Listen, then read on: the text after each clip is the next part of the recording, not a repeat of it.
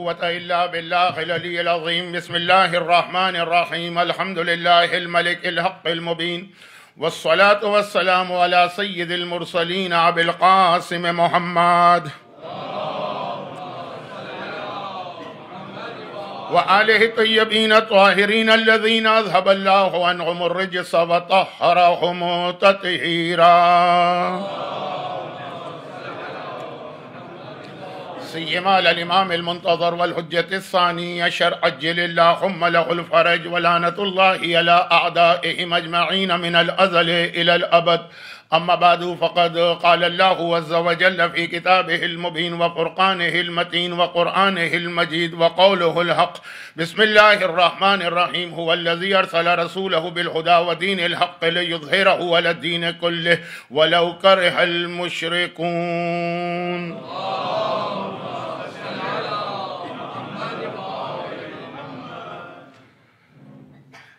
3 محرم 1447 ہجری 1447 ہجرہ کی آج کی یہ مجلس اس حوالے سے شروع ہو رہی ہے کہ مجھے معلوم ہے کہ آج نیو یارک میں جلوس بھی تھا اور بہت شدید گرمی میں مومنین نے اس میں شرکت کی تھی، اور اس جلوس کے حوالے سے،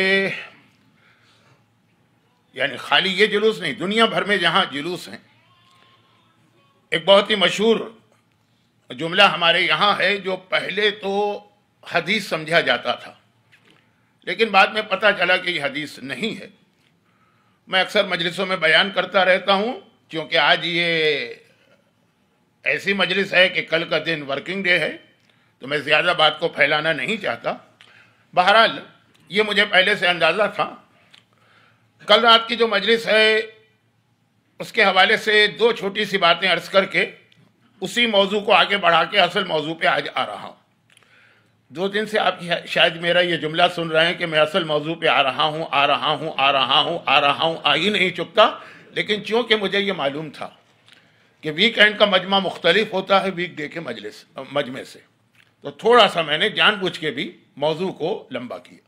کل رات کے مجلس کے حوالے سے ایک بات تو یہ ہے کہ خوشی ہوئی، ایک بات یہ ہے کہ افسوس ہوا۔ اب خوشی جو ہوئی وہ پتہ نہیں واقعاً میری بات کی وجہ سے خوشی ہوئی کہ قدرتی طور پر کل کی مجلس کے شروع میں نے ایک آغا سیستانی، یہ مرجع نہیں، ایک آغا سیستانی کا ایک واقعہ پڑھا تھا امام زمانہ کے حوالے سے، اور ایک خاص وجہ سے جو ماحول میں نے 2-3 دن میں یہاں دیکھا، لیکن کل بالکل مختلف ماحول نظر آیا مجلس کے بعد، اور جیسا میری خواہش تھی، میں کیا ہوں، اور میری خواہش کو ماننا کس کے لیے ضروری ہے؟ کسی کے لیے بھی نہیں، لیکن جو اسلام کی خواہش ہے، جو معصومین کی خواہش ہے، اس کے مطابق وہ ماحول بن گیا۔ بس میں زیادہ نہیں کہنا چاہتا، وہ اتفاقاً بن گیا، وہ اتفاقاً بن گیا کہ جن کے لیے میسج تھا ان پر کم از کم اس وقت وہ اثر ہوا، تو اس بات کی خوشی ہوئی۔ اور جو افسوس ہوا وہ اس بات کا کہ بہرحال کل کی مجلس ذرا سی ٹریک سے بھی ہٹ گئی، اور شاید وہ جو واقعہ تھا کچھ زیادہ لمبا ہو گیا۔ اتنی تفصیل میں نہیں جانا چاہیے تھا، یہ اگر تفصیل میں جانا تھا تو شروع کا عنوان یا شروع کا جو میرا 10-12 منٹ کا موضوع تھا اس کو مختصر کرنا تھا، لیکن خیر اب جو ہو گیا سو ہو گیا۔ بات کو وہیں سے آگے بڑھانا ہے، اور وہ حالات کچھ ایسے پیش آ جاتے ہیں کہ کبھی بات کو آگے بڑھانا بھی ہوتا ہے تو کوئی نہ کوئی ایسی چیز سامنے آ جاتی ہے کہ تھوڑا سا پھر موضوع سے ہٹنا پڑتا ہے۔ بات یہ تھی، اسلام صرف 25 سال میں اتنا بدل گیا کہ اسلام کی جو ایک اہم ترین عبادت ہے نماز، اسلام مائنس نماز 0، یہ معصومین کا جملہ ہے، یہ پیغمبر کا جملہ ہے۔ 1-2 اس کے بارے میں واقعات اور حدیثیں آگے کی مجلس میں آئیں گی، لیکن آج کی مجلس جناب حبیب ابن مظاہر کے حوالے سے ہے، اور حبیب ابن مظاہر کا کربلا میں جہاد اسی نماز کے حوالے سے شروع ہوا تھا نا۔ جب ابو ثمامہ سیداوی، شہدائے کربلا میں ایک بہت اہم نام ہے ابو ثمامہ، آسمان کو دیکھ کے کہا فرزند رسول ظہر کی نماز کا وقت ہو گیا۔ اب یہ کربلا کا جہاد شروع ہو چکا ہے، سورج نکلنے کے بعد سے جنگ اپنی شدت اور عروج پر ہے۔ کہا لیکن مولا نماز کا وقت آ گیا ہے، ایک نماز اور آپ کے پیچھے پڑھنے کا دل چاہتا ہے۔ امام معصوم نے بھی آسمان کو دیکھ کے کہا کہ ہاں زوال کا وقت آ چکا ہے۔ جعلک اللہ من المصلین، تم نے کتنی بہترین عبادت کو کتنے اچھے وقت میں یاد دلایا، اللہ تجھے قیامت میں مصلین یعنی نمازیوں میں شامل کر کے اٹھائے گا۔ اور پھر حبیب ابن مظاہر سے یہ کہا کہ جا کے لشکر یزید سے اتنی مہلت مانگ لو کہ ہم لوگ نماز ادا کر سکیں۔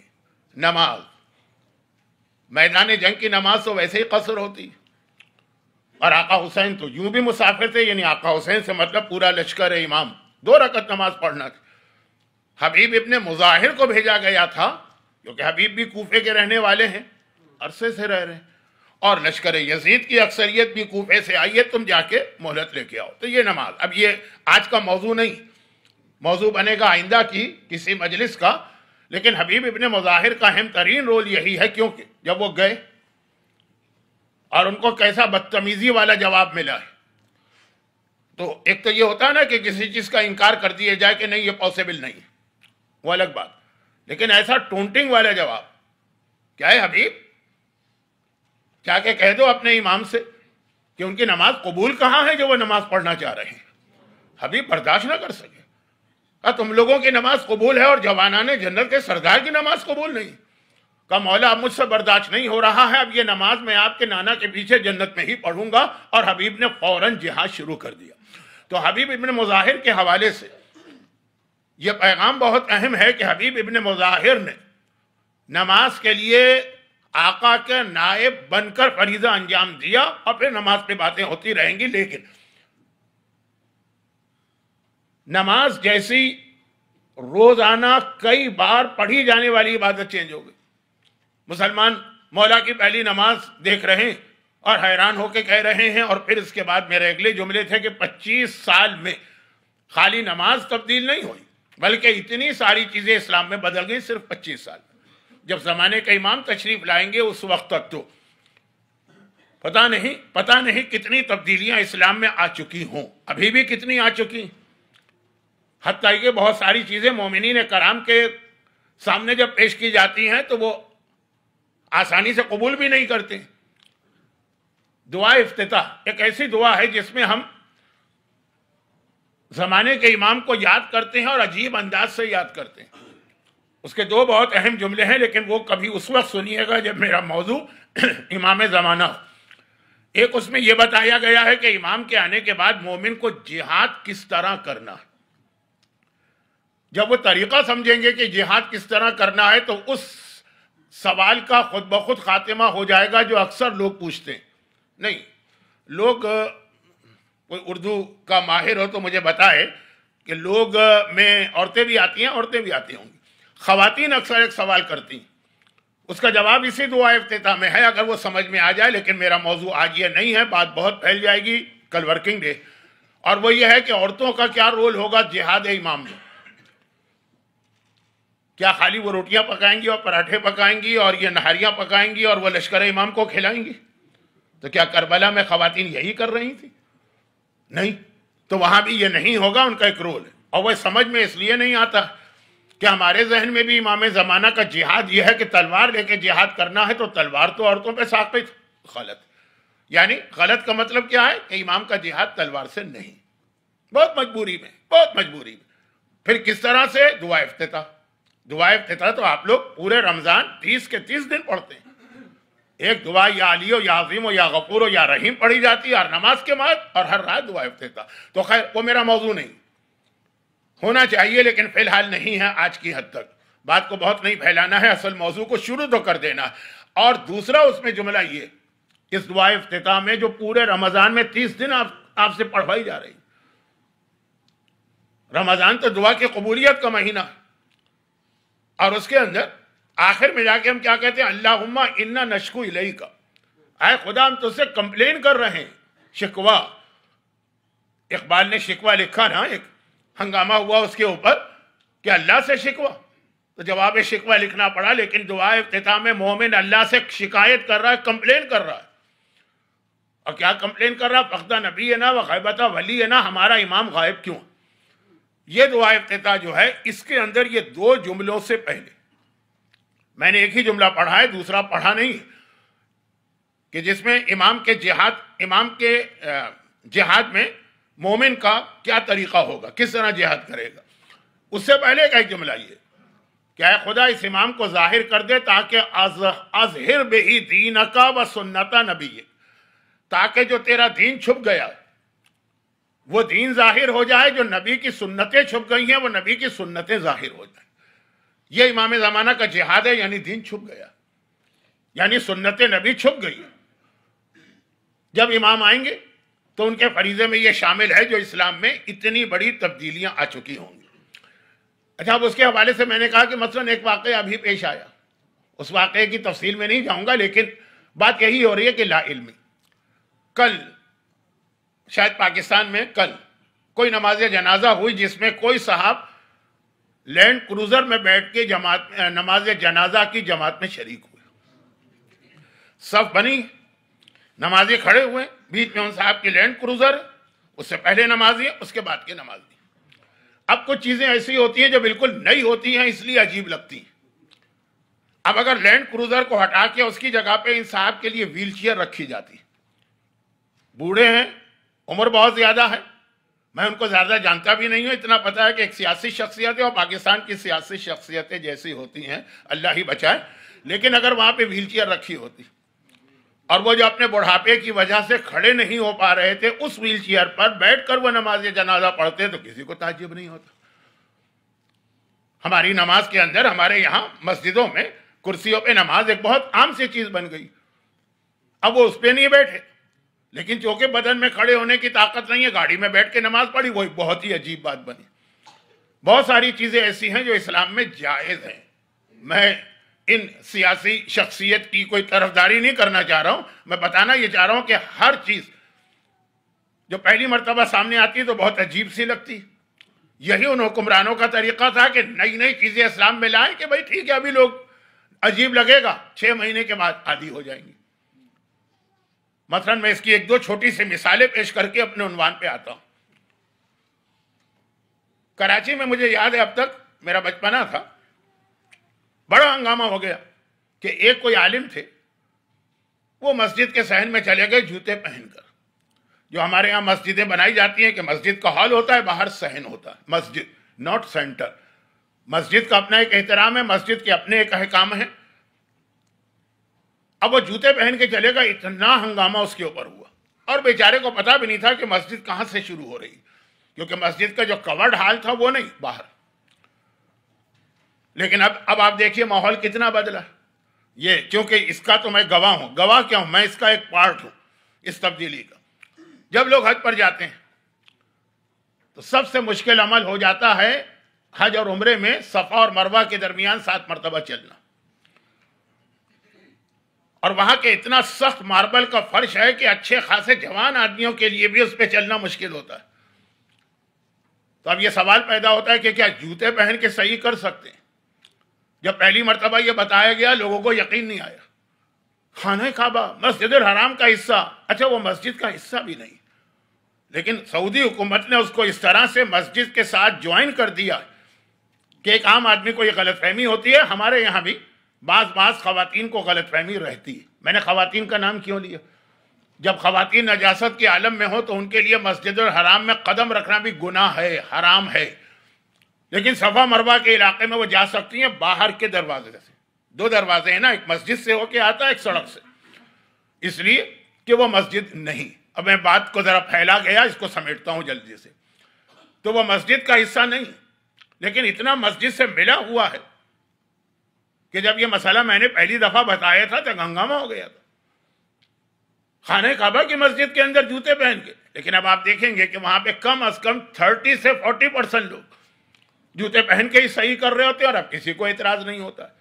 چلے وہ تو پھر بھی شرن مسجد کے باہر کا علاقہ ہے، مسائل جاننے والوں کو تو پتا ہے نا، لیکن خود خانہ کعبہ کا صحن جس میں کعبہ موجود ہے، جس کے اندر ہم طواف کرتے ہیں، جو یقیناً پراپر 100% پراپر مسجد، جیسا کہ میں نے کہا کہ جس میں قدم رکھنا حرام ہے اس عورت کے لیے جو نجاست میں ہو، یا اس مرد کے لیے جس پر وہ والا غسل واجب ہو، قدم رکھنا حرام۔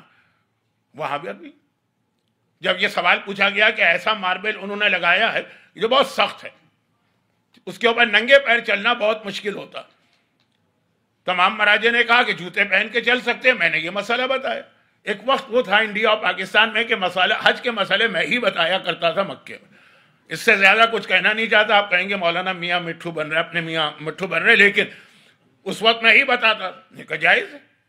خانہ کعبہ کے ذہن میں جوتے پہن کے، ہم تو اپنی کراچی کی مسجد میں جوتے پہن کے نہ جائیں، بلکہ ہم تو چھوڑے کسی اور کو دیکھیں تو مار کے بھگا دیں اس کو مسجد سے باہر۔ لیکن اب آہستہ آہستہ آپ دیکھیں گے کہ وہی 30% لوگ جو صفا مروہ میں جوتے پہنتے ہیں، وہی طواف کے اندر بھی جوتے پہن کے طواف کر رہے ہوتے ہیں، کسی کو کوئی اعتراض نہیں ہوتا کیونکہ شرعاً جائز ہے۔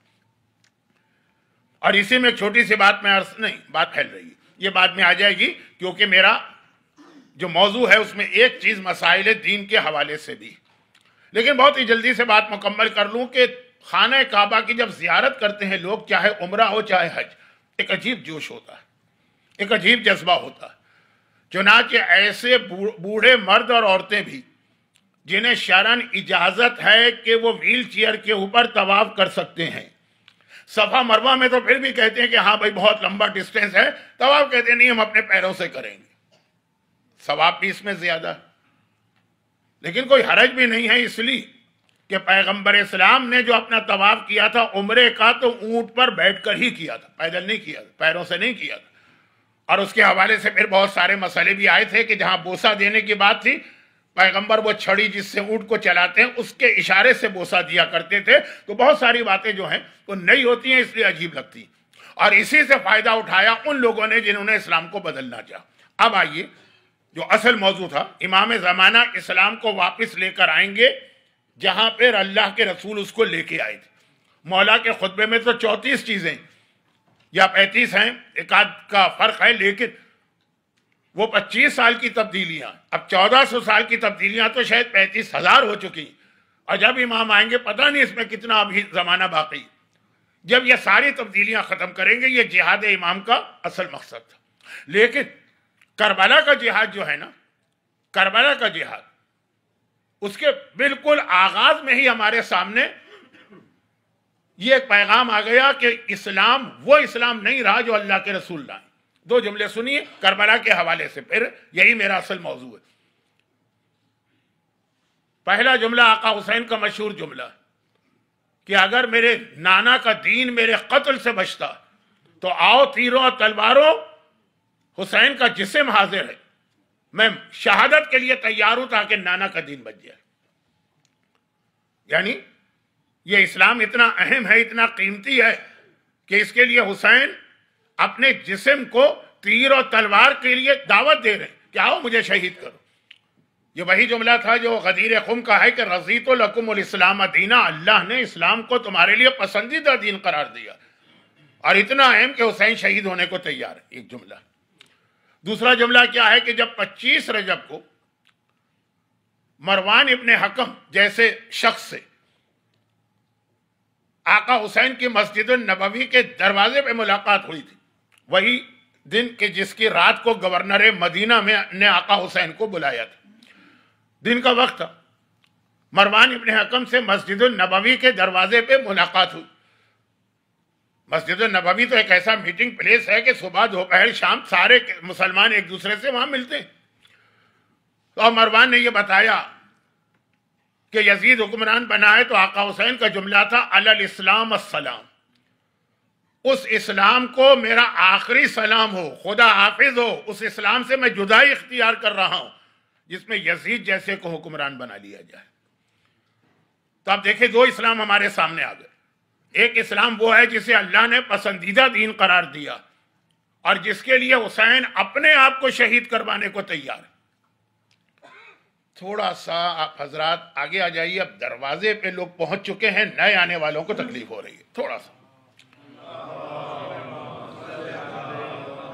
ایک وہ اسلام اتنا قیمتی ہے، ایک اسلام اتنا قیمتی ہے کہ حسین اپنی شہادت کے لیے تیار ہے، باقی ساری شہادتیں تو بہرحال حسین کے بعد آتی ہیں، چاہے وہ 18 سال کا اکبر ہو، چاہے وہ عباس ہو، چاہے وہ چادر زینب ہو، یہ ساری. اور دوسرا اسلام ایسا کہ حسین کہتے ہیں اگر یہ بھی اسلام ہے تو حسین جیسی شخصیت کہتی ہے اس اسلام کو میرا الوداعی سلام، خدا حافظ نہیں چاہیے مجھے یہ اسلام. اب یہ دو اسلام ہو گئے.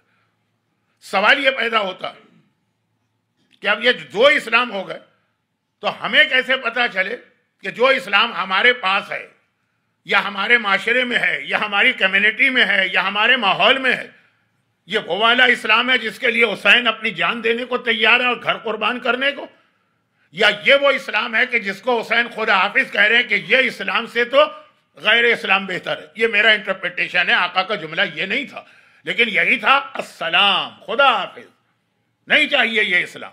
تو پتہ کیسے چلے جب دو چیزیں آ جائیں معاشرے کے اندر. اب اس کے اندر پہلی بات تو یہ یاد رکھیے گا کہ ایک تو اصول سورہ آل عمران کی ایک آیت میں طے ہوا ہے، جس کے لیے ایک بہت ہی مختصر سا واقعہ بتا رہا ہوں. یہ واقعہ 45 منٹ کا ہے. تو میں نے مختصر کیوں کہا؟ کیونکہ اتنا میں نے پڑھا اس واقعے کو، اور مجھ سے زیادہ خواتین ذاکرات نے اتنا پڑھا کہ بچے کو زبانی یاد ہو گیا ہے. تو اس لیے واقعہ نہیں پڑھوں گا، صرف اس کا وہ حصہ جو میرے اس جملے سے متعلق کہ اب جو دو اسلام ہوئے، حقیقی اسلام جس کے لیے حسین کی جان قربان ہے، اور وہ اسلام جس کو حسین جیسا شخص خدا حافظ کہہ رہا. تو وہ جو اصلی اسلام ہے نا، اس کے اندر بھی ہمیں ایک چیز بتائی گئی. جابر ابن عبداللہ انصاری بہت مشہور نام ہے. ایک اس لیے بھی بہت مشہور نام ہے کہ حدیث قصہ جو ہمارے ہاں تلاوت کی جاتی ہے اور تلاوت کی جانی چاہیے، اس کے آخر میں تو کتنی بشارتیں اور خوشخبریاں فیہ جمع من شیعتنا، وہ جو بہت ساری خوشخبریاں، ہمہ و غمہ و سارے قضا حاجتہ، اور ملائکہ کا گھیرے میں لے لینا، وہ حدیث قصہ کے راوی جابر ابن عبداللہ انصاری. اور دوسرا اس لیے بھی کہ ایام عزا آئیں اور جابر یاد نہ آ جائے، کیسے ممکن ہے؟ کربلا کے پہلے زائر ہیں جابر. 40 کے دن جابر ابن عبداللہ انصاری کا کربلا آنا تو یقینی بات ہے، کوئی شک ہی نہیں. تو جو کربلا کی زیارت کو جاتا ہے جابر تو ضرور یاد آتے ہیں. اچھا، جابر کے اور بہت سارے واقعات، جس میں ایک وہ بہت اہم واقعہ ہے جو اس وقت، میرا جملہ توجہ سے سنیے، میں تفصیل میں نہیں جاؤں گا کیونکہ یہ آنے والی ایک نہیں شاید 3-4 مجالس کا عنوان بن جائے یہ جملہ. اس وقت ہماری پوری شیعہ قوم، ویسے تو دوسروں کے ہاں بھی ہوگا مسئلہ، لیکن میں تو صرف اپنے آپ کو دیکھ رہا ہوں فوکس کرتے ہوئے. آکلینڈ سے لے کے، آکلینڈ دنیا کا پہلا سرا ہے نا، جب یہ نیو ایئر ہوتا ہے اور وہ فائر ورک وغیرہ ہوتا ہے تو میڈیا کہاں سے دکھانا شروع کرتا ہے؟ آکلینڈ سے دکھانا شروع کرتا ہے نا. نیوزی لینڈ، اس کے بعد سڈنی، آسٹریلیا، پھر ہوتے ہوتے آخر میں آپ کا علاقہ آتا ہے سیاٹل اور لاس اینجلس وغیرہ ہوگا، جہاں ختم ہو جاتی ہے دنیا. پوری دنیا کے اندر پوری شیعہ قوم میں اس وقت جو سب سے بڑا فتنہ اور مسئلہ، سب سے بڑا، جس نے واقعاً مذہب کی بنیادیں ہلا کے رکھی ہیں، اسلام کو کوئی نقصان نہیں پہنچا سکتا، لیکن ہمارے اور آپ کے گھروں میں جو مذہب بنیادیں ہلا کے رکھ دی، اب پوری دنیا میں ہر جگہ ہے. وہ کوئی کہے مولانا شاید آپ حجاب کی بات کر رہے ہیں، نہیں، حجاب سے بھی زیادہ مسئلہ ہے، کیونکہ جو حجاب والے گھرانے وہاں بھی یہ پرابلم پیش آ رہا ہے. اور میں جو بات کہہ رہا ہوں سنی سنائی نہیں، بلکہ ہر جگہ میں خود اس مرحلے سے گزرا ہوں. یہ بات میں بات آ جائے گی. تو اب یہ جو بہت اہم ایک فتنہ ہے، آج نہیں، کیونکہ میں کل رات کی لاسٹ نائٹ کی مجلس میں یہ غلطی کر چکا ہوں کہ موضوع سے ہٹ کے کوئی بات شروع کر دی، اصل موضوع رہ گیا. تو یہ موضوع بہت اہم ہے جو پوری دنیا کا پرابلم ہے، یہ آئے گا 1-2 دن کے بعد. لیکن خلاصہ یہ کہ جابر ابن عبداللہ کے واقعے میں اس کے لیے بھی ہم کو بہت اہم گائیڈنس مل رہی. جابر کا رسول خدا سے یہ سوال و جواب کہ تم نے شادی کہاں کی. خیر، تو شادی کے بعد آج چھوڑیے. آج بات یہ ہے کہ جابر ابن عبداللہ انصاری مسجد کوفہ میں داخل ہوئے مولا کی خلافت کے زمانے میں، اور بہت پریشان نظر آ رہے ہیں. پورا واقعہ آپ کو یاد آ گیا ہوگا، 45 منٹ کا ہے، میں صرف 3 منٹ لوں گا. یہ بھی نہیں لینا چاہیے تھے، لیکن چونکہ اس میں تو جو اصلی اسلام ہے، جو حقیقی اسلام ہے، اس کا بھی ایک پرابلم ہمارے سامنے پیش ہوا، اور جو جھوٹا اسلام ہے وہ تو میرا اصل موضوع بننے والا ہے ابھی۔ مولانا نے کہا جابر پریشان نظر آ رہے ہو، کیا بات ہے؟ مسجد کوفہ ہے دنیا کی تیسری اہم ترین مسجد، مکی اور مدینے کے بعد مسجد کوفہ۔ جابر داخل ہوئے، مولا بیٹھے ہیں، نماز کا وقت ہونے والا ہے۔ کہا مولا میں نے خواب دیکھا جس نے میرے دل کو پریشان کر دی۔ خواب کے لیے بھی اسلام میں بہت ساری ہمیں انسٹرکشن دی گئی۔ کچھ خواب سچے ہوتے ہیں، کچھ جھوٹے ہوتے ہیں، ہر ایک کو بتاؤ نہیں، غلط انٹرپریٹیشن کرنے والا تمہاری زندگی کو تباہ کر دے گا، یہ الگ ساری باتیں ہیں۔ اب آپ دیکھ رہے ہیں نا کہ میں ذرا خود بھی کنفیوز ہو رہا ہوں اور آپ کو بھی کنفیوز کر رہا ہوں۔ جابر نے کہا مولا یہ خواب ہے، اور خواب جابر نے بتائے جس میں 7 الگ الگ سین تھے۔ وہ ایسا لگ رہا تھا کہ کوئی سیکوینس نہیں، آپ کے کوئی البم جو ہے نا، البم جو فوٹو لگاتے ہیں وہ آپ پلٹ رہے ہیں کہ ایک جگہ ایک تصویر، ایک جگہ ایک تصویر، ایک جگہ ایک تصویر۔ البم میں یہی ہوتا ہے نا، کہیں پہ آپ دولہا بنے ہوئے ہیں، کہیں پہ آپ کہیں گھومنے گئے ہوئے ہیں، کہیں پہ آپ کہیں سے چھلانگ لگا رہے ہیں، جو آج کل ٹک ٹاک میں ہوتا ہے۔ تو خیر، تو جابر نے ایسا خواب دیکھا کہ الگ الگ کوئی سیکوینس نہیں، لیکن پہلا ہی منظر یہ تھا کہ مولا میں نے دیکھا زمین، آسمان سے زمین تک ایک بہت ہی خوبصورت اور قیمتی کپڑا لٹک رہا ہے۔ اچھا، بہت ساری چیزیں ایسی ہوتی ہیں کہ آج کل لوگوں کو سمجھانا مشکل ہے، زمانہ اتنا ترقی کر گیا ہے نا، بہت ساری چیزیں سمجھانا مشکل ہے، اب بڑوں کو سمجھانا مشکل ہے۔ تو جو ہمارے جوان آتے ہیں، پہ جو بچے آتے ہیں، جو واٹس ایپ کے اور سوشل میڈیا کے زمانے کے، ان کو پرانے زمانے کے واقعات سمجھ میں نہیں آتے۔ ہم نے کہا کہ وہ امام زمانہ کی حکومت ایک جزیرے میں ہے، تو کہا کیا مشکل ہے، گوگل کے میپ میں ڈالیں گے پتہ چل جائے گا کہاں پہ اس کا لوکیشن۔ نہیں، اس کا لوکیشن وہاں سے پتہ نہیں چلے گا صاحبزادے، لیکن وہ تو اس ماحول کے اندر ہے نا کہ ہر چیز لوکیشن۔ تو اب یہ کہ کپڑا ہمارے یہاں اتنی معمولی چیز بن گیا ہے، لیکن یاد رکھیے اسلام جب آیا تھا اس وقت کپڑا، یہ انڈسٹریل ریولوشن نہیں آیا تھا، یہ کپڑے کی ملیں نہیں بنی تھی، کپڑا سونے سے زیادہ قیمتی تھا، جملہ سونے سے زیادہ۔ سونا مثلا گولڈ، وہ نہیں جو آپ مجلسوں میں کرتے ہیں، وہ جو گولڈ، پیور گولڈ، اس سے زیادہ قیمتی تھا یہ کپڑا۔ اور اس کی ایک دلیل تو آج بھی، اگر کوئی آدمی کسی کو قتل کر دے یا غلطی سے مثلا روڈ ایکسیڈنٹ ہو جائے، مارا جائے، تو بلڈ منی جو اسلام میں وہ کیا، 1000 دینار، دینار کہتے ہیں سونے کا سکہ، سونا پیور گولڈ، یا 200 جوڑے، 1000 دینار ہیں، سونے کا سکہ 1000 ہے، کپڑے 200 ہیں، کیونکہ اتنا ہی قیمتی تھا اس زمانے میں کپڑا۔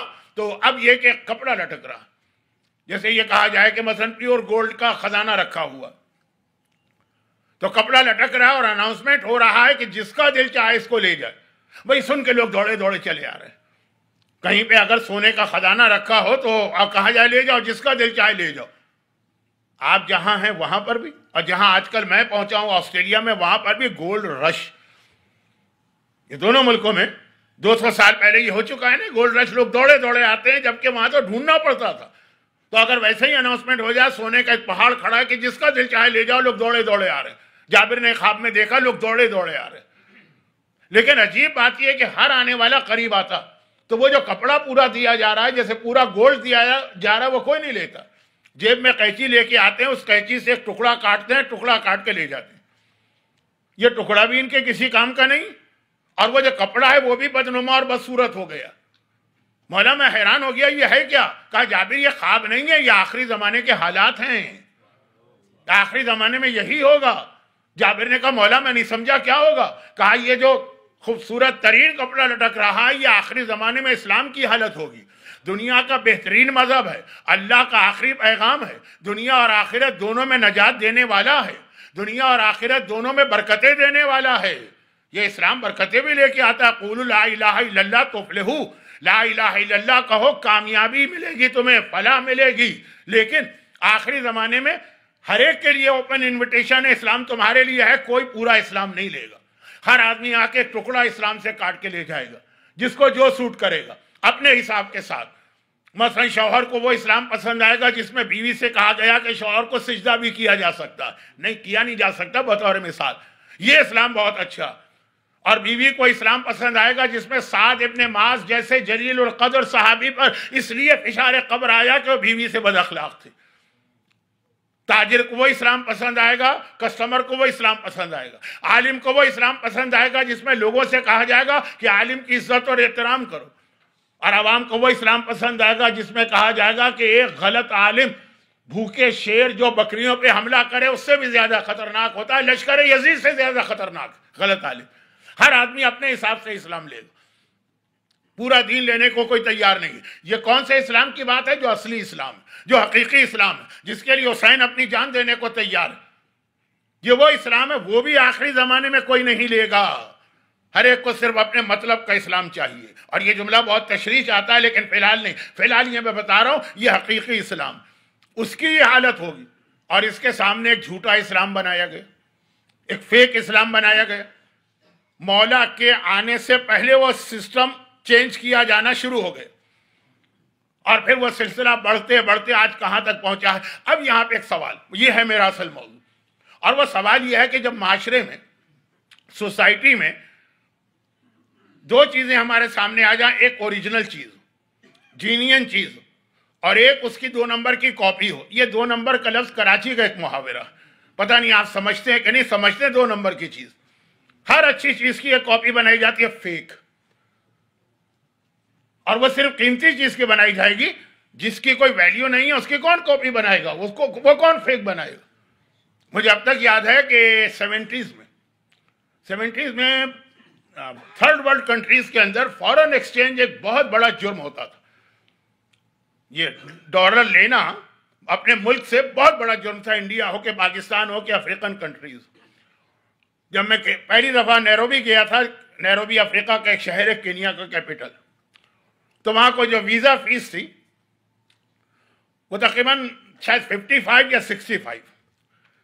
अच्छा, अय्याम अज़ा में मेरे साथ एक मसला और होता है, पहले अशरे में, वो वैसे ही आपकी फॉर योर इंफॉर्मेशन बता दूं कि जब मैं आता हूं तो वो हज से आ रहा होता हूं, तो पाकिस्तान वालों का हज, हमारा हज जो है 5 वीक का होता है, और 70s और 80s का हज तो वाकई इतना तकलीफ दे था। अब तो हज नहीं लगता। कभी तो दिल चाहता है नऊज़ो बिल्ला नऊज़ो बिल्ला नऊज़ो बिल्ला, हज ही ना करो इस माहौल में। अंदाजा करें, इहराम पहने हुए हैं, अराफात जा रहे हैं, अराफात जिसके बारे में कहा गया अराफात का दिन और क़यामत का दिन सिमिलर है। और मालूम हुआ कि लड़कियां गुलाब का फूल लेके खड़ी हैं और दे रही हैं, हाजी साहब गुलाब का फूल लीजिए। अराफात के मैदान में हम इहराम की हालत में है, जहां हम पर हमारी अपनी बीवी हराम हो चुकी है, दूसरों की तो बात छोड़िए, और ये वो इस्तकबाल किया जा रहा है, वो गुलाब का एक फूल दिया जा रहा है, हाजी साहब कह के रास्ते में। मैं तो यहां से गाड़ी तक जाता हूं और कुछ खवातीन पूरे हिजाब के साथ भी हों तो निगाह झुक जाती है हज में। लेकिन खैर, ये तो मैंने ज़िमनी बात कह दी कि अब वो हज नहीं रहा जो हम 80s में करते आए थे। उस हज में एक मोमिन हमारे काफिले में 7 ज़िलहिज को गिरफ्तार हो गए, और गिरफ्तार इसलिए हुए कि वो आए थे हज करने के लिए। तो जैसा कि मैंने कहा कि उस वक्त 70s में पाकिस्तान में, इंडिया में फॉरेन एक्सचेंज लेना बहुत मुश्किल था, तो उन्होंने मार्केट से खरीद लिए थे डॉलर। वो डॉलर वहां जाली निकला 7 ज़िलहिज को, जब वो गए उसको एक्सचेंज कराने के लिए, फौरन पुलिस आ गई। बहुत बड़ा जुर्म था वहां पे सऊदी अरब। 7 ज़िलहिज बहुत खतरनाक रात होती है, इसलिए कि सारे सऊदी अरब में छुट्टियां हो चुकी होती हैं, सारे ऑफिस बंद हो चुके हैं। 7 ज़िलहिज से लोग निकलने लगते हैं हज के लिए, और दांतों पसीना आ गया इन मोमिन को उस वक्त, किसी तरह से कैसे निकाला जाए, इनका हज बचाया जाए। तो वो एक उसी तजुर्बा हुआ था उसी वक्त मुझे। तब मैं वहां गया था, तो उसी काफिले में मैंने किसी मोमिन से कहा, ये तो बहुत बड़ा मसला है। उन्होंने कहा, नहीं मौलाना, वो बहुत पुरानी बात है। वो एक पेन उन्होंने कहा मेरे पास है, ये आप पेन डॉलर के नोट पे फेरेंगे तो झूठा फेक होगा तो पता चल जाएगा, जीनियन होगा ओरिजिनल होगा तो भी पता चल जाएगा। मैंने दे दीजिए, मैं जा रहा हूँ अफ्रीका 1 हफ्ते के बाद। अब मैं नैरोबी एयरपोर्ट पे उतरा, वहां पे जो वीजा काउंटर था वहां पे फीस देना था। मैंने जेब से 50 का नोट निकाला और एक के 15 नोट उस पर फेरना शुरू किया। वो वीजा ऑफिसर गुस्से में आ गया, 50 का तो ले लिया उसने, कहा ये क्या एक कर रहे हो, $1 का कोई जाली नोट नहीं बनाता है, कौन बनाएगा, बेवकूफ आदमी है जो $1 का फेक नोट बनाएगा, इसकी वैल्यू क्या। हाँ, 50 का 100 का समझ में आ रहा, तो बात बिल्कुल सही कही। तो फेक चीज बनेगी, 2 नंबर की चीज बनेगी, जाली चीज बनेगी, नकली चीज बनेगी जो कीमती, और किसी मजहब के मुकाबले में कोई जाली मजहब नहीं बनाएगा, फायदा क्या, वो तो $1 के नोट से भी कम। लेकिन इस्लाम के मुकाबले में एक फेक इस्लाम। तो जब 2 चीजें आ जाए, एक सही एक फेक, تو عقل مند آدمی جو ہے پہلے پہچاننے کی کوشش کرتا ہے. اب آپ چلے جائیے، میں ذرا لائٹر موڈ میں بات کروں تب بھی بات پھیل جائے گی، سیریس موڈ میں بات کروں تب بھی. مثلا شہد، بہت اس کے فضیلتیں ہیں، بہت ثواب ہیں، بہت فائدے ہیں، لیکن ایک بہت بڑا مسئلہ دنیا میں ہے کہ جینین یا پیور شہد ملے کہاں سے. اس میں 2 نمبر مال بہت زیادہ، کہ 2 نمبر آپ کی سمجھ میں نہیں آ رہا ہے تو کسی کراچی والے سے پوچھ لیجئے گا، لیکن میرا اندازہ ہے سمجھ میں آ جائے گا. اب آپ جائیے تو آپ کو طریقے بتائے جائیں گے. شہد خریدو تو اس طرح چیک کرو کہ یہ پیور شہد ہے کہ یہ جعلی یا 2 نمبر یا فیک شہد ہے. یا مثلا گھی، اصلی گھی اور اس کی پہچان. یا جو بہت بڑا مسئلہ پیش آ جاتا ہے کیونکہ بعض مراجع کے یہاں تو حرام بھی ہے، آج کل کے نہیں، وہ یہ ہے کہ گندے انڈے خرید کے لائے، گندا انڈا ہے تو اس کا کھانا بھی حرام ہو جاتا ہے بعض مراجع کے پاس. اور جو آج کے مراجع ہیں کہ نہیں سردی کو میں پھینک دو اور سفیدی کھا لو چھوڑ دی. پتہ کیسے چلے کہ یہ ابھی تو توڑا نہیں ہے نا، یہ صحیح ہے کہ غلط کا پانی میں ڈالو تو اگر ڈوب جائے گا تو وہ صحیح ہے، اور اگر کھڑا رہے گا تیرے گا. اب یہ ساری چیزیں ہیں نا جو آپ بچپنے سے سنتے آ رہے ہیں. موتی، عقیق فیروزہ جو آپ عراق ایران سے خرید کے لاتے ہیں، پہلا سوال آپ وہاں پہ یہی کرتے ہیں کہ مولانا کوئی طریقہ ہے کہ پتہ چلے یہ اوریجنل اور جینین عقیق ہے کہ مصنوعی؟ آج کل تو فیکٹری میں بنتے ہیں. ہر چیز کا یہی مسئلہ ہے. تو چھوٹی چیزیں. اب آگے بڑھیے، میں نے کرنسی نوٹ کی مثال دی. فیک نوٹ کتنے زیادہ مارکیٹ کے اندر ہیں، تو ایسا تو آپ نہیں لیں گے نا، آپ کو چیک کرنا ہے کہ یہ صحیح ہے کہ غلط. اور آگے یہ بڑی بڑی چیزیں ہیں، مثلا پھر یہ آئی فون ہے یا مختلف اور بہت ساری چیزیں. تو آدمی چیک کرتا ہے جتنی قیمتی چیز خرید رہا ہے کہ یہ جینین ہے کہ نہیں. صحیح دکان پہ جاتے ہیں، ریپوٹیشن والے کے پاس جاتے ہیں، اس کمپنی کی اپنی دکان پہ، ایپل کے سٹور پہ جا کے خریدیں گے مثلا. یہ سب کرتا ہے نا. یہ ساری چیزوں کی کیا اہمیت ہے اسلام کے آگے؟ کچھ بھی نہیں، نتھنگ. جو دین ہمارے پاس ہے، جبکہ ہم کو پہلے سے بتایا گیا کہ اس میں فیک بھی ہے، جھوٹا بھی ہے. اسلام ایک بنایا گیا، اور جب اسلام غلط بنایا گیا. اچھا، یہاں پہ یہ بھی ایک ریزن ہے کہ لوگ آل محمد کے اتنے خلاف کیوں ہو گئے. عام لوگ نہیں، حکمران. ون آف دا ریزن یہ بھی. مجھے یاد ہے ہمارے ایک بزرگ خطیب ایک مثال دیا کرتے تھے، اور وہ یہ ہے کہ فرض کیجئے کہ کہیں پہ کوئی غلط چیز پھیلانا ہو تو جو اس کو پہچاننے والے لوگ ہیں ایکسپرٹ، پہلے ان کا خاتمہ کرو. اگر یہ رہیں گے تو یہ پہچان لیں گے، ان کا خاتمہ کرو تاکہ پھر یہ ختم ہو جائیں تو جو ہماری فیک چیز ہے وہ چلے گی. اب اسلام کے مقابلے میں جھوٹا اسلام بنانا ہے، مصنوعی اسلام بنانا ہے. مولا کی حدیث ہے نا نہج البلاغہ میں مولا نے کئی جگہ پہ آخری زمانے کی نشانیاں بتائیں، الگ الگ بکھری ہوئی. بغداد کے بارے میں بھی ہے، جبکہ بغداد تو مولا کی شہادت کے 100 سال بعد بنا تھا. بغداد ایک بالکل نیا شہر تھا، جیسے پاکستان میں اسلام آباد ہے، جیسے انڈیا میں چندی گڑھ، جیسے آسٹریلیا میں کیمبرا. تو خیر تھا ہی نہیں کوئی شہر. مولا نے اس کی پیشین گوئی بھی کر دی کہ بنے گا بھی اور تباہ بھی ہوگا. تو ایسی کئی نشانیاں، ان میں ایک نشانی یہ بہت مشہور کہ آخری زمانے میں لا یبقى من الاسلام الا اسمہ، اسلام خالی نام کا رہ جائے گا، ہوگا نہیں، حقیقی اسلام نہیں ہوگا. مولا آخری زمانے کے لیے تو خاص طور پہ کہہ چکے ہیں. ہمیں بہت دلچسپی ہے کہ زمانہ شاید آخری زمانہ، جیسا کہ میں پہلے دن سے کہہ رہا ہوں نا، دنیا میں کہیں کوئی واقعہ پیش آ جائے، کسی نہ کسی طرح اس سے یہ ثابت کرنے کی کوشش کی جاتی ہے سوشل میڈیا پر کہ یہ آخری زمانے کی ایک نشانی. اور حتیٰ ابھی 1 سال 2 سال پہلے ٹائٹینک کو دیکھنے کے لیے ایک سب میرین میں کچھ لوگ گئے تھے، اور پھر بہرحال وہ حادثہ ہوا اور وہ سارے مارے گئے. کہ یہ آخری زمانے کی یہ بھی ایک نشانی ہے. ٹائٹینک کو دیکھنے جائیں مر جائیں سمندر میں تو وہ بھی آخری زمانے کی نشانی. تو کوئی سیاسی واقعہ پیش آ جائے، کوئی جنگوں کا واقعہ پیش آ جائے، کوئی موسم کی تبدیلی کا واقعہ، کہیں پہ کوئی زلزلہ آ جائے، کہیں پہ کوئی حکمران مارا جائے، کہیں پہ کوئی نیا حکمران بن جائے، یہ آخری زمانے کی نشانی. تو بھائی آخری زمانے کی یہ نشانی بھی دیکھو نا کہ لا یبقى من الاسلام الا اسمہ، خالی نام کا اسلام رہ جائے گا. اگر یہ آخری زمانے کی نشانی ہے تو چیک کرو کہ تمہارے پاس جو اسلام ہے یہ نام والا اسلام ہے کہ حقیقی اسلام ہے. اب پاکستان میں ایک بہت بڑی انڈسٹری ہے. میں تو اپنے کراچی کی بات کروں، مجھے یاد ہے اپنے بچپنے میں وہ آتے تھے ردی پیپر والے، وہ جو آ کے گھر سے چیزیں لے جاتے ہیں، تو جو بڑے قیمتی پرفیوم ہوتے تھے، وہ کہتے تھے اس کی خالی بوتلیں چاہیے. کیا فائدہ؟ کہا کہ کراچی کا علاقہ ہے لالو کھیت، وہاں پہ گھروں کے اندر اس بوتل کے اندر جو ہے وہ گھر میں بنا ہوا پرفیوم ڈال کے اصل پرفیوم کے نام سے بیچا جائے گا. بوتل وہی ہوگی, پیکنگ وہی ہوگی, لیکن اس کے اندر جو کچھ ڈالا جائے گا وہی گھر میں بنا. یا پاکستان کا جو اس وقت سب سے بڑا مسئلہ ہیپیٹائٹس بی جو ہے پاکستان میں ایڈس سے زیادہ خطرناک. پاکستان میں ایڈس اتنا نہیں ہے, اتنے لوگ نہیں مرتے جتنا ہیپیٹائٹس بی یا سی سے مرتے ہیں.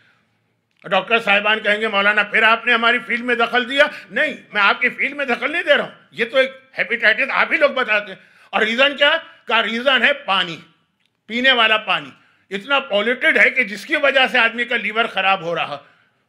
چنانچہ بہت سے لوگ اس کے بدلے میں پھر بوٹلڈ پانی پیتے ہیں, چاہے وہ منرل کے نام سے بیچا جائے چاہے وہ فلٹر کے نام سے بیچا جائے. لیکن ہوتا کیا, کمپنی کی بوٹل تو صحیح ہوتی ہے, پانی اس کا وہی بھرا جاتا ہے جو گٹر سے اٹھایا جاتا ہے.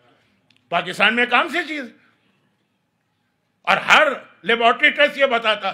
تو بوٹل پرفیوم کی ہو, پانی کی ہو, جو بھی ہے اس کے اندر جو چیز بھری گئی ہے وہ غلط ہے. اسلام کا نام ہوگا, نام ہے اسلام کا, اذانیں ہو رہی ہیں, مسجدیں ہیں, نمازیں پڑھی جا رہی ہیں. یہ بھی آخری زمانے کی نشانی کہ آخری زمانے کے اندر مساجد کی حالت یہ ہوگی کہ معمورتن و من ہدایتن خالیہ. پبلک کی تعداد کو دیکھیے گا تو ہر مسجد بھری ہوئی. جس مسجد کے بارے میں سنیں کمپلین ہوگی کہ جگہ کم پڑ رہی ہے, اس کا ایکسٹینشن چاہیے. جو مسجد دنیا میں کہیں چلے جائیے آپ, لیکن لوگوں سے بھری ہوئی ہے, ہدایت سے خالی ہو جائیں. اسلام تو ہدایت کا نام ہے نا. هو الذی ارسل رسولہ بالہدی, رسول ہدایت لے کے آئے. قرآن کی 3 جگہ آنے والی آیت وہ نہیں ہوگی. یعنی بوٹل وہی ہے, مسجد وہی ہے, اس کے اندر جو چیز ہے وہ جو ہے وہ 2 نمبر ہے. تو اب یہ آخری زمانے کی یہ نشانی ہم کو مجبور کر رہی ہے ہم سوچیں کہ صحیح ہے کہ غلط.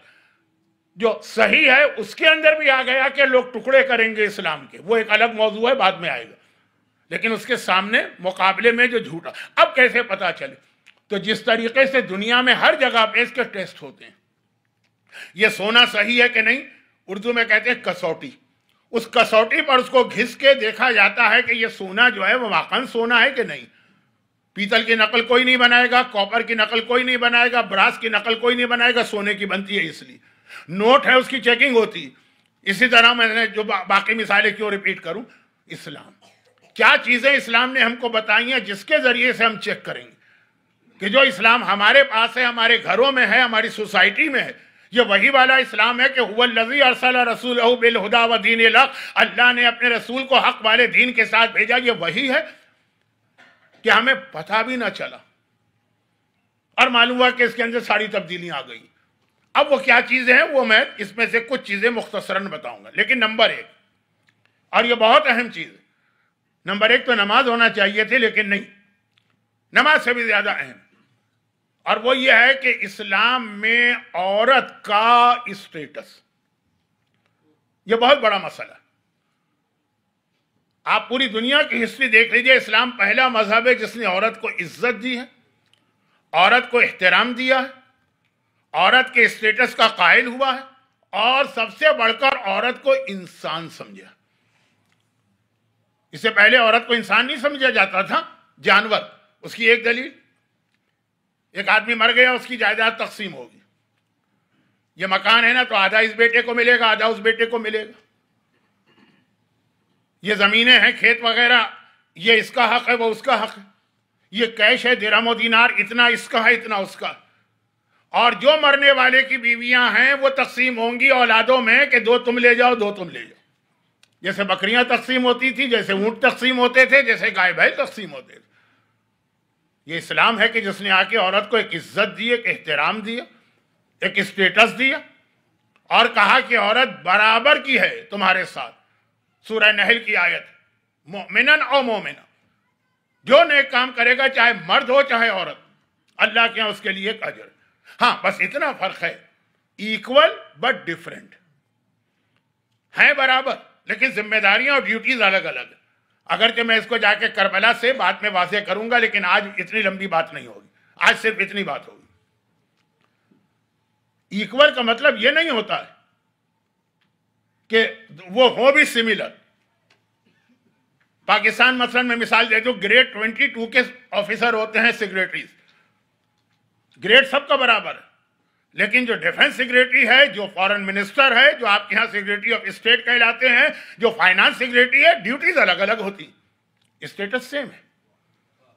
تو عورت اور مرد سیم ہے، ڈیوٹیز الگ ہے. اچھا ڈیوٹیز الگ ہے نا، تو اس میں ایک بات میں بتا دوں، ذرا یہ لائٹر موڈ میں سنیے اور اس کا سیریس اور عقلی پہلو دلیل کل سنیے گا، آج نہیں، آج ذرا لائٹر موڈ میں.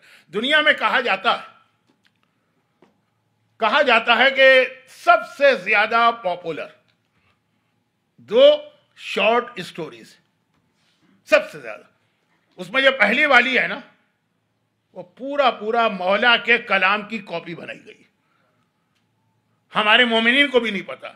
وہ جو جرمن ایک پاسٹر تھا، کیا مارٹن نومیلر کیا نام تھا اس کا، then they came and I was alone, وہ جو ایک بہت مشہور ہے، پورا مولا. آپ کو لگے گا کہ کلام امام کو اس نے اپنے الفاظ میں بنا لیا ہے، اور دنیا میں کہا گیا کہ یہ most popular short story. 1945 German pastor. اور دوسری یہ اسٹوری کیا ہے کہ ایک صاحب تھے، ہر زبان میں یہ اپنے اپنے انداز سے اس کو لکھا گیا، اور ان کو ٹریول کرنا تھا صبح سویرے، ارلی ان دا مارننگ ان کی فلائٹ تھی. تو رات کے وقت گھر کی حفاظت کے لیے چوکیدار رکھے جاتے ہیں، جو آپ لوگوں کے یہاں شاید سیکیورٹی گارڈ کہلاتے ہیں، سیکیورٹی والے چوکیدار. ہمارے یہاں تو پرانا زمانہ ہے، میں بھی پرانا آدمی ہوں، آج بھی کراچی میں اس کو چوکیدار ہی کہتے ہیں، جو گھر کی حفاظت کرتا ہے رات بھر جاگ کر. جب یہ صبح تیاری کر رہے تھے ایئرپورٹ جانے کی، سامان تیار کیا، کپڑے پہنے، چوکیدار آئے اور آنے کے بعد کہا کہ صاحب آپ اس فلائٹ سے نہ جائیے. میں کیوں نہ جاؤں؟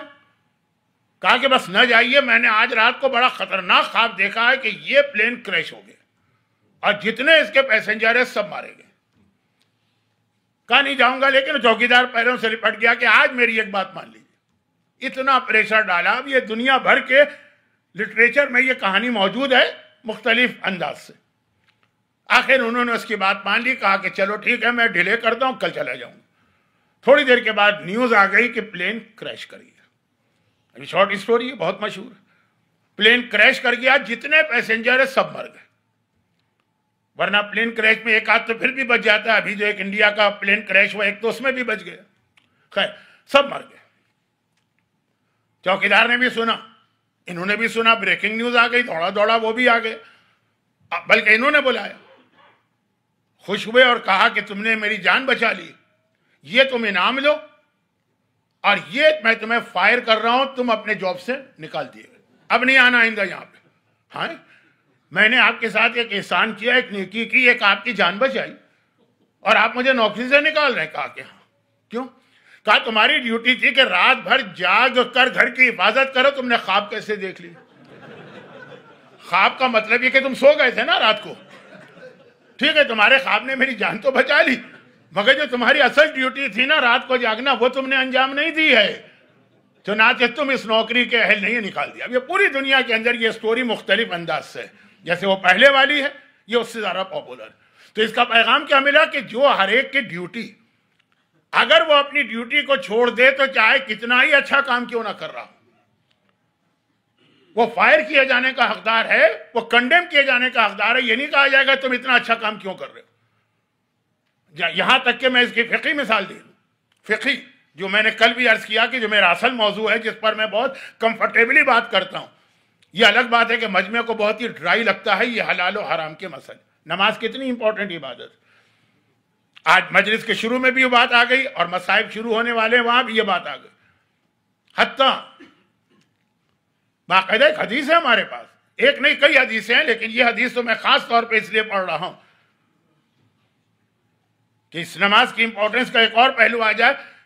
راوی نے جا کے پوچھا ہمارے 7ویں امام موسی کاظم علیہ الصلاۃ والسلام، وسائل الشیعہ والیوم 5، چیپٹر کا نام ہے صلاۃ الخوف. ہمارے جتنے مراجع فتویٰ دیتے ہیں نا، وہ جس کتاب سے دیتے ہیں، حدیث کی جو کتاب ہے وہ یہ وسائل الشیعہ، ہر ایک کے سرانے رکھی ہوتی.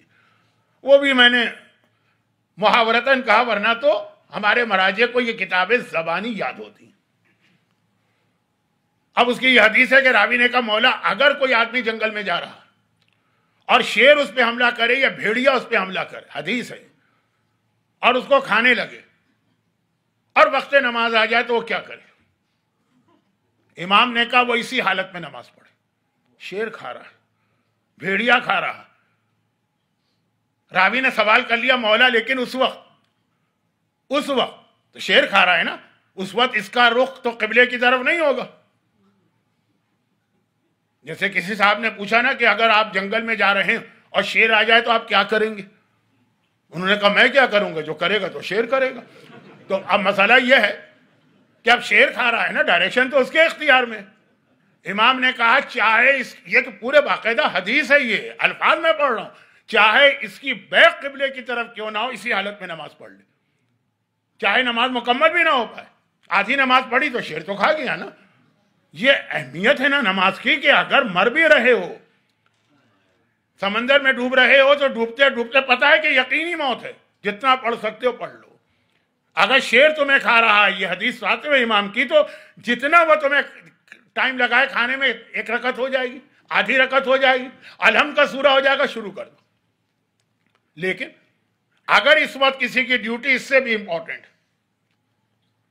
تھوڑا سا آپ کے ذہن میں ایک جملہ وہ آ گیا ہوگا، کربلا میں 2 صحابی امام کے آگے کھڑے کیے گئے، وہ امام کے پیچھے نماز نہیں پڑھ رہے، لیکن ان کی ڈیوٹی اس سے زیادہ اہم تھی، اس وقت نماز چھوڑو تاکہ امام کی طرف آنے والے تیروں کو روکو۔ لیکن یہ تو ہو گئی کربلا والے، ہماری اور آپ کی مثال، کہ اگر کوئی آدمی اس وقت جو ہے بالکل مر رہا ہے، آئی سی یو میں، اس کی جان بچانے کے لیے ضروری، اور ہماری نماز قضا ہو رہی ہے۔ وہ ہوتا ہے نا کہ جب کوئی ہارٹ اٹیک وغیرہ آتا ہے تو منہ سے منہ لگا کے اس کو کیا وہ سانس دی جاتی ہے اور سب کچھ کیا جاتا ہے، تو مثلا وہ وقت ہے اب نماز پڑھنے۔ شیر تمہیں کھا رہا ہے، نماز پڑھو، سمندر تمہیں ڈبو رہا ہے، نماز پڑھو، لیکن کسی کی جان اگر جا رہی ہے تمہاری نماز قضا ہو رہی ہے، چھوڑو نماز۔ چنانچہ ڈاکٹرز، چنانچہ سرجن، چنانچہ جان بچانے والے، چنانچہ ریسکیو والے، کیونکہ اس وقت تمہاری ڈیوٹی یہ۔ اب اگر اس کو چھوڑ کے تم نماز پڑھو گے، جس سے زیادہ افضل عبادت کون سی ہے کہ کربلا میں آقا حسین نے ابو ثمامہ کو دیکھ کے کہا جعلک اللہ من المصلین، خالی نماز کا وقت یاد دلایا تو آقا حسین کی دعا ملی اس کو۔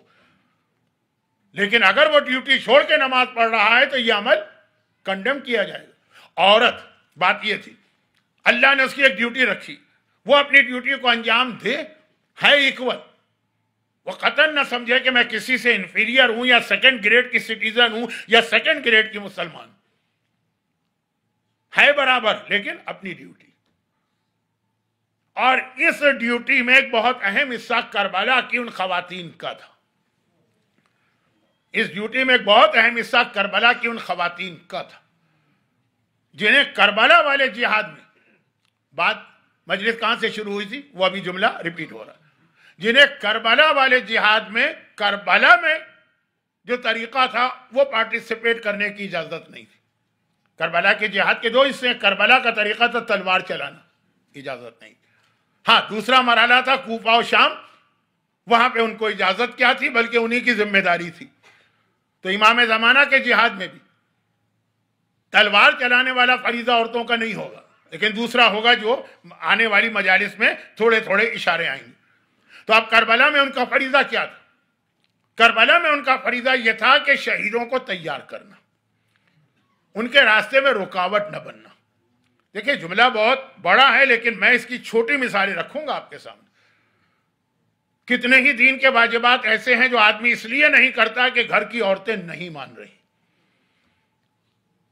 اب مثال میں نے بہت بڑی دے دی، اتنی بڑی کہ اب اس وقت یہ چھوٹی مثال دینا جو ہے مجھے توہین لگ رہی ہے کربلا۔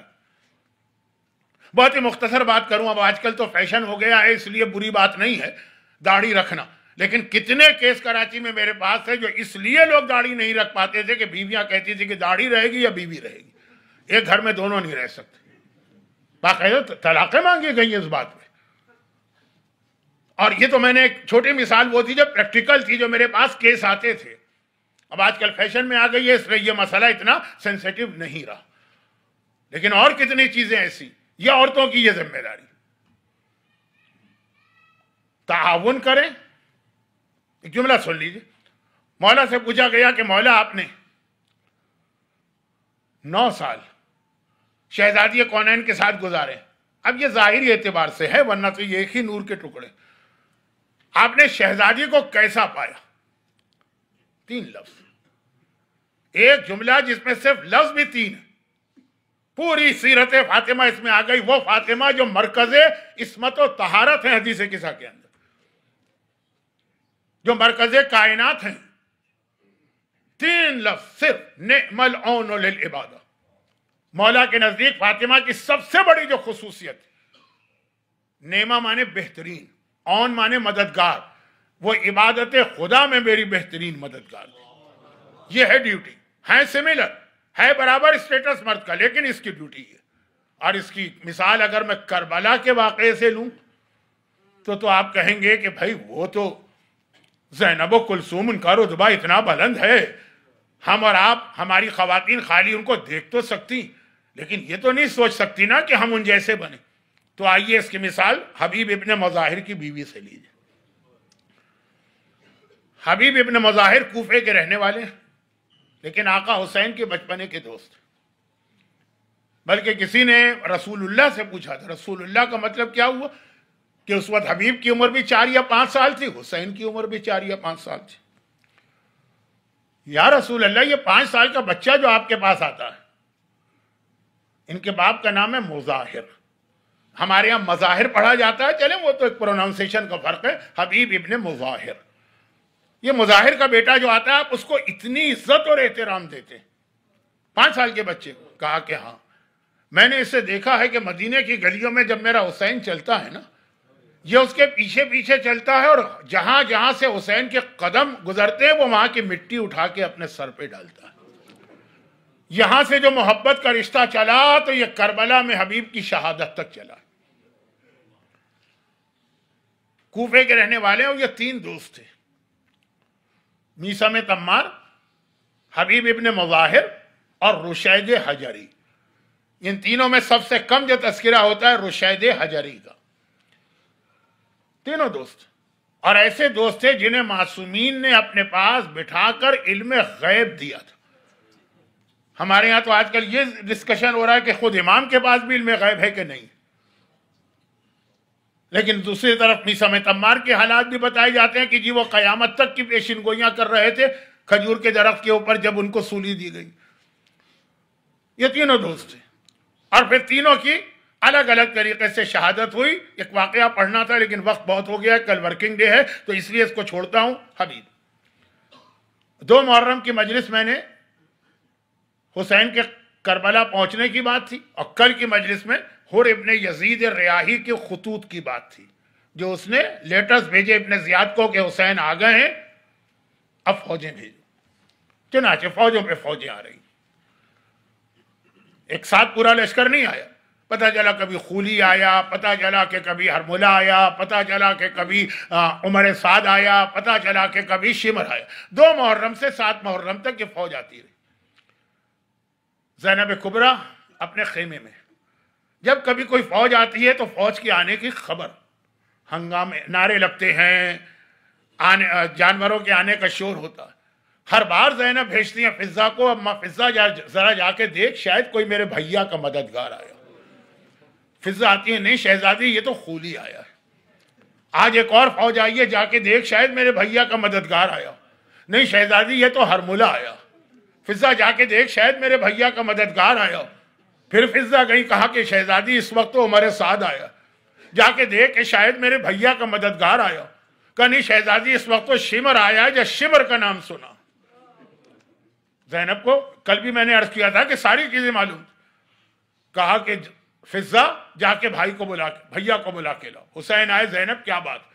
کہا 2 محرم سے آج تک ہر تھوڑی دیر کے بعد کسی فوج کے آنے کی خبر سنتی، اور جو آنے والا ہے تیرے خون کا پیاسا، کیا تیرا کوئی نہیں ہے جسے جو یہاں پہ آئے؟ حسین نے کہا زینب کوئی اور یہ سوال کرتا تو میں جواب دیتا، تجھے کیا جواب دوں؟ تو نے دیکھا نانا کے بعد کسی نے ہمارا ساتھ دیا؟ تو نے دیکھا اماں پہ مصائب ڈھائے گئے، کسی نے ہمارا ساتھ دیا؟ تو نے دیکھا کہ بابا علی پہ کیا کیا مصیبتیں آئیں، کسی نے ساتھ دیا؟ تو نے دیکھا بھیا حسن کا کلیجہ ٹکڑے ٹکڑے ہوا، اس سے پہلے کسی نے ہمارا ساتھ دیا؟ جب اس سے پہلے کسی نے ساتھ نہیں دیا، تو آئی وٹنس ہے، تو آج کون آئے گا؟ ایک بار زینب نے بڑے ہی ٹرسٹی انداز میں کہا، ٹرسٹ وردی، لیکن بھیا مجھے پتا ہے ایک ایسا ہے کہ اگر تو اسے بلائے گا، کوئی آئے کہ نہ آئے، وہ ضرور آئے گا، تیرے بچپنے کا دوست حبیب ابن مظاہر۔ اللہ، حبیب ابن مظاہر کو میدان کربلا میں زینب یاد کر رہی۔ اور ایک بار حسین نے حبیب کے نام خط لکھا، من الحسین ابن علی الی الرجل الفقی، یہ علی کے بیٹے حسین کا خط ہے ایسے مرد کے نام جو فقی ہے، دین کو سمجھتا ہے۔ یہ لفظ کی تشریح بعد میں ہوگی۔ دوپہر کا وقت ہے، شہر کوفہ ہے، حبیب اپنی بیوی کے ساتھ دسترخوان پہ بیٹھے ہیں، دونوں کھانا کھا رہے ہیں۔ ایک بار حبیب کی بیوی کے گلے میں لقمہ اٹکا۔ ایک خیال اس زمانے میں یہ تھا کہ اگر گلے میں لقمہ اٹکے گا تو اس کا مطلب یہ ہے کہ کوئی یاد کر رہا۔ زوجہ حبیب نے گھبرا کے کہا، حبیب ایسا لگ رہا ہے کہ کوئی تمہیں یاد کر رہا یا ہمیں یاد کر رہا۔ اور جیسے ہی کہا ویسے ہی دروازے پہ کسی کی دستک کی یا نوکنگ کی آواز آئی۔ حبیب نے پوچھا کون ہے؟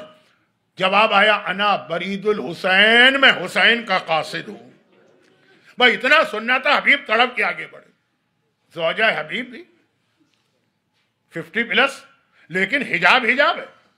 قاصد کا نام سنا، فوراً پردے کے پیچھے چلی گئی۔ حبیب نے دروازہ کھولا، شاید قاصد کو بعد میں دیکھا ہو، پہلے اس کے قدموں کو چوما ہو کہ یہ وہ پیر ہیں جس سے تو میرے آقا کی بارگاہ سے چل کے آیا۔ آ کے بڑے احترام سے بٹھایا، کہا کہ خط لے کے آیا ہوں۔ قاصد نے کہا، حبیب نے خط دیکھا، حسین نے حبیب کو بلایا تھا، لیکن کوفے کے حالات بڑے خطرناک، جگہ جگہ گورنمنٹ کے اسپائی گھوم رہے ہیں، جاسوس۔ ذرا کوئی خبر ملے کہ یہ حسین کا ساتھ دینا چاہتا ہے، پورا گھر تباہ کیا جائے گا۔ حبیب نے مصلحتاً کہا، چلا جا، میں بعد میں جواب دوں گا۔ دروازہ بند کیا، پردہ ہٹایا۔ زوجہ حبیب بے چینی اور بے قراری سے پردے کے پیچھے ٹہل رہی۔ اے حبیب، میرے آقا کا قاصد آیا تھا، کیوں آیا تھا؟ کہا میرا آقا کربلا گیا۔ کربلا کتنا دور ہے کوفے سے، اور مجھے بلایا ہے۔ زوجہ حبیب کہتی ہیں کہ حبیب تو تو نے کیا فیصلہ کیا؟ اب حبیب کو یہ دیکھنا ہے کہ کہیں میری بیوی میرے راستے میں رکاوٹ نہ بنے۔ کون عورت آسانی سے اپنا سہاگ قربان کرنے کو تیار ہوگی؟ ایک مرتبہ کہا کہ میں سوچ رہا ہوں کہ کیا فیصلہ کروں۔ یہ باقاعدہ مقتل کا جملہ ہے، کتاب کا لکھا ہوا۔ زوجہ حبیب ایک مرتبہ جوش میں آ گئی، ہاتھوں سے کنگن یا چوڑیاں اتار کے پھینکی۔ کہا حبیب، یہ چوڑیاں تو پہن لے، اپنی تلوار مجھے دے دے، فاطمہ کا بیٹا میرے شوہر کو بلائے اور میرا شوہر کہے کہ ابھی میں سوچ رہا ہوں، میں تیری تلوار لے کے جاؤں گی اور اپنے آقا کی نصرت و مدد کروں گی۔ یہ بھی کتاب کا لکھا ہوا جملہ پڑھ رہا ہوں۔ حبیب نے کہا مجھے اپنا خیال نہیں ہے، تیرا خیال ہے کہ میرے بعد کیا کرے گی؟ زوجہ حبیب کا جواب بھی کتاب میں لکھا۔ کہا اے حبیب، میں مٹی کھا کے گزارا کر لوں گی، مگر یہ برداشت نہیں کر سکتی کہ میری شہزادی کا لال میرے شوہر کو بلائے اور وہ کہے کہ میں سوچ رہا ہوں۔ حبیب نے کہا کہ تو نے تو میرا مسئلہ آسان کر دیا، چلنے لگے۔ ابھی جا نہیں رہے، اس کمرے سے نکلے۔ زوجہ حبیب نے دامن پکڑ لیا، کہا مگر ایک وعدہ کر، جب آقا کی بارگاہ میں جائے گا پہلا میرا سلام پیش کرے گا، پھر اپنا سلام۔ یہ ہے عورتوں کی ذمہ داری جو بعد میں تفصیل آئی۔ اور حبیب ایک مرتبہ حالات دیکھ رہے ہیں کوفے کے، اور یہ بھی پتا ہے کہ ابن زیاد کو معلوم ہے کہ میں حسین کا کتنا محب، میرے پیچھے جاسوس لگے۔ غلام سے کہا میرا گھوڑا لے کے شہر کے باہر چلے، میں رات کے وقت اندھیرے میں چپکے سے آؤں گا۔ حبیب کو باہر نکلتے نکلتے دیر ہو گئی، آدھی رات کا وقت ہو گیا۔ جب پہنچے تو کیا دیکھا، گھوڑے کی گردن میں ہاتھ ڈالے ہوئے غلام کہہ رہا ہے کہ اے میرے آقا کی سواری کے جانور، شاید میرا آقا ڈر گیا ہے، وہ نہیں آئے گا تو میں تجھ پر بیٹھ کر اپنے آقا حسین کی مدد کو جاؤں گا۔ حبیب نے ایک مرتبہ کہا مولا میری جان قربان، آج یہ دن آ گیا ہے کہ ادنا غلام تیرے مددگار بننے کا خیال کر رہے ہیں۔ میں بات کو مختصر کرتا ہوں۔ حبیب میدان کربلا میں پہنچے 2 محرم کے بعد، آج پہلا دن تھا کہ حسین کے قافلے میں کوئی آیا تو سارے لشکر میں خوشی کے نعرے بلند ہوئے، تکبیر کے نعرے بلند ہوئے۔ یہ آواز جو سنی تو زینب نے کہا اماں فضہ ذرا دیکھ میرے بھائی کے لشکر میں آج یہ نعرے کیوں لگ رہے ہیں؟ فضہ دیکھ کے آئی، کہا کہ شہزادی میرے آقا کے بچپنے کا دوست حبیب ابن مظاہر آ گیا۔ زینب نے سنا، کہا جاؤ پھر حبیب کو بلا کے لاؤ، میں ان سے کچھ بات کرنا چاہتی ہوں۔ ایک بار زینب خیمے کے اندر ہے، بیچ میں پردہ پڑا ہے، حبیب خیمے کے باہر ہے۔ حسین خیمے کے پردے کے قریب آئے اور کہا کہ زینب مبارک ہو، میرے بچپنے کا دوست حبیب ابن مظاہر آ گیا۔ وہ اتنا سننا تھا۔ پردے کے پیچھے سے شہزادی کہتی ہیں بھیا حبیب، فاطمہ کی بیٹی تجھے سلام کہتی ہے۔ ہائے حبیب چیخ مار کے زمین پہ گھرے، غش کھا گئے۔ شہزادی یہ دن آ گیا کہ ہم جیسے ادنا غلاموں کو براہ راست سلام دیا جا رہا۔ اور جب ہوش آیا تو زینب نے کہا حبیب میرے بھائی کی مدد کرنا، کربلا کا میدان، عاشور کا دن، جہاد شروع ہوا، دوپہر کا وقت آیا۔ حسین نے کہا حبیب ذرا جا کے ان سے اتنی اجازت لے لو کہ ہم نماز پڑھیں۔ وہاں سے یہ ٹونٹنگ والا جواب ملا، حبیب تیرا آقا نماز پڑھ کے کیا کرے گا، اس کی نماز قبول کہاں ہے؟ بس حبیب نے تڑپ کے کہا مولا یہ جملہ برداشت نہیں ہو رہا ہے، اب یہ نماز جنت میں پڑھوں گا، اور یہ کہہ کے جہاد کیا۔ حبیب زخموں سے چور چور زمین کربلا پہ گرے، حبیب کی روح جسم سے پرواز کر گئی۔ اور 11 محرم کے 2 جملے سن لیجیے اور مصائب اختتام کو۔ 11 محرم کا دن آیا، سیدانیوں کا لٹا ہوا قافلہ بازار کوفہ میں پہنچا۔ ایک مرتبہ قافلے کو بازار میں روک دیا گیا۔ ایک چھوٹا سا بچہ آقا سجاد کے قریب آتا ہے، گھٹنے کو ہلاتا ہے۔ آقا سجاد کے گلے میں توق گراں بار ہے، بہت بھاری توق ہے، ہاتھوں میں ہتکڑی ہے، پاؤں میں بیڑی ہے، مگر جھک کے دیکھا، کہا کہ تو کون ہے؟ ایک مرتبہ وہ بچہ کہتا ہے مولا میں حبیب ابن مظاہر کا یتیم چھوٹا بچہ ہوں۔ بس ایک بار سجاد نے پلٹ کے پھوپھی کو دیکھا جو سب سے پہلے اونٹ پر بیٹھی ہیں، پہلے اونٹ پر ہیں۔ کہا پھوپھی اماں حبیب کا یتیم آیا ہے، حبیب کا چھوٹا بیٹا آیا ہے۔ زینب نے سنا، جھک کے کہا بیٹا یہ بتا تیری ماں کہاں ہے؟ قریب کے مکان کی چھت سے آواز آئی، شہزادی آپ کی کنیز مکان کی چھت پہ آنکھیں بند کر کے بیٹھی ہے۔ زینب نے کہا زوجہ حبیب میں تو تجھے ڈھونڈ رہی تھی تاکہ تجھے تیرے شوہر کا پرسہ دوں۔ زینب سے اپنے شوہر کا پرسہ تو لے لے۔ شہزادی کسی نے آپ کو اکبر کا پرسہ دیا، کسی نے آپ کو عباس کا پرسہ دیا؟ ہاں یہ کریم ابن کریم ہے۔ ادھر تو پرسہ دیا جا رہا اور ادھر ایک عجیب منظر نظر آیا۔ ذرا سوچیے آقا سجاد کے دل پہ کیا قیامت گزری ہوگی۔ ایک جملہ سن لیجئے، غیرت مند کو مارنے کے لیے جملہ کافی ہے، ایک جملہ۔ ادھر زینب زوجہ حبیب کو پرسہ دے رہی، اور ادھر ایک مرتبہ حبیب کا بڑا بیٹا، جوان بیٹا، وہ آگے بڑھتا ہے، کیا دیکھتا ہے میرے بابا کا کٹا سر نوکے نیزہ پر ہے، اور ایک ظالم اس نیزے کو لے کے آگے چل رہا، جوش میں آیا، تلوار نکالی، اس ظالم کا سر کاٹا، اپنے باپ کا سر چھینا، یہ سر لے کے وہاں سے چلا، مگر چلتے چلتے ایک جملہ کہہ گیا کہ جس کے وارث اور بیٹے زندہ ہوتے ہیں اس کے باپ کا سر در بدر نہیں گھمایا جاتا۔ ہائے میرا آقا سجاد وہ بھی یہ جملہ سن رہا ہے، ہائے میرا بابا حسین اور اس کا بیٹا اجرکم اللہ علی ولعنت اللہ علی اعدائہم اجمعین۔ پروردگارہ حبیب ابن مظاہر کی اس جانثاری اور وفا کا واسطہ ہم میں سے ہر ایک کو آل محمد اور حسین مظلوم کا حبیب کی طرح سے جانثار و وفادار بننے کی توفیق عطا فرما۔ خداوندہ ان مصائب اہل بیت کا واسطہ آج کی مجلس میں جو مومنین اور مومنات ہیں انہیں، ان کے گھر والوں کو، ان کے گھروں کو، ان کی اولادوں کو، ان کی روزی کے ذرائع کو ہر آفت و پریشانی سے محفوظ فرما۔ خداوندہ ان مظالم کے انتقام کے لیے اپنی آخری حجت وارث معصومین امام زمانہ کے ظہور میں بھی تعجیل فرما، اور ہمیں غیبت میں اپنی ذمہ داری ادا کر کے بعد ظہور امام کی فوج کا سپاہی بننے کی توفیق عطا فرما۔ ربنا